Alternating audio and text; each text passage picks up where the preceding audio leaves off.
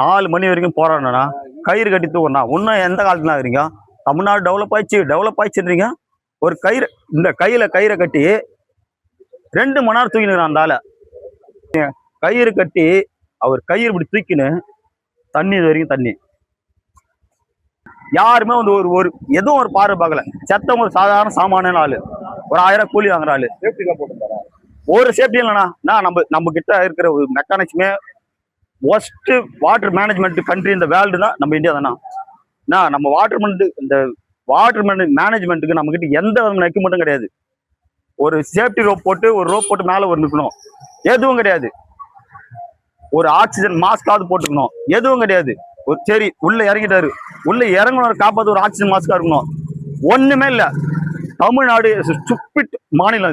இது ரொம்ப மோசமான மாநிலம். என்ன சேஃப்டி வச்சுக்கிறீங்க? கவர்மெண்ட் என்ன சேஃப்டி? ஒருத்த செத்து போயிட்டான், 4 மணி உட்காந்து 7 மணி வரைக்கும் போராடினுங்கிறனா கயிறு கட்டி தூக்கி 6:30 மணிக்கு போலீஸ் வருது, 6:30 மணிக்கு ஆம்புலன்ஸ் வருது. என்ன நீங்க சேஃப்டி ப்ரிகாஷன் வச்சுக்கிறீங்க? கார்பரேஷன் ஊழியரா?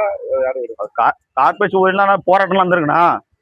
ஒன்னும் இல்லாதவங்க எப்படின்னா போராட்டம் நடக்கும்? முறையா அனுமதி பெற்று ஒன்னும் நீ வேற ஏன்னா ஒரு சரி ரோட்ல பள்ளம் போட்டா ஒரு கவுன்சில் நிக்கல, ரோட்ல மண் கொட்டலாம் வந்து நிக்கல, ஜல்லி கொட்டலாம் வந்து நிக்கல, ஏன் காவா நோண்டுறாங்க? யாருமே வரல?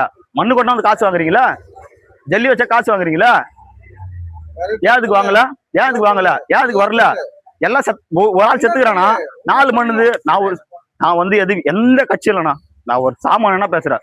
நான் செத்துனால இதுதான் என் குடும்பம் தான் கஷ்டப்பட்டுருக்கான்.